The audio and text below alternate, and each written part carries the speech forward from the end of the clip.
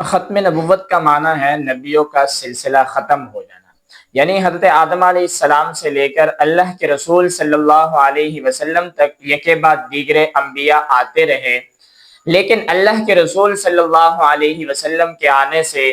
نبوت ختم ہو چکی، یعنی نبیوں کا سلسلہ ختم ہو چکا۔ اب نہ کوئی نیا نبی پیدا ہوگا، نہ کوئی نئی شریعت آئے گی، نہ کوئی نئی کتاب نازل ہوگی، اور نہ کوئی نیا دین ملے گا، اور نہ کوئی نئی امت آئے گی۔ اس عقیدے کو دل و جان سے تسلیم کرنا اور اس پر ایمان رکھنا، اس کو عقیدہ ختم نبوت کہتے ہیں۔ اور اللہ رب العزت نے اس عقیدے کو مضبوط کرنے کے لیے اور اس عقیدے کو پختہ کرنے کے لیے قرآن کریم سورۃ الاحزاب میں فرمایا، ما کان محمد ابا احد من رجالکم ولکن رسول اللہ وخاتم النبیین، کہ محمد صلی اللہ علیہ وسلم تمہارے مردوں میں سے کسی کے باپ نہیں، بلکہ وہ اللہ کے رسول اور نبیوں کے سلسلے کو ختم کرنے والے ہیں۔ اور اللہ کے رسول صلی اللہ علیہ وسلم نے اپنے فرمان سے اس عقیدے کو پختہ کرنے کے لیے اور اس عقیدے پر مہر لگانے کے لیے فرمایا، انا آخر الانبیاء وانتم آخر الامم، کہ میں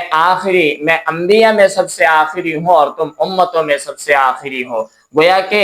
آپ صلی اللہ علیہ وسلم کے بعد کوئی نیا نبی پیدا نہیں ہوگا اور اس امت کے بعد کوئی نئی امت نہیں آئے گی۔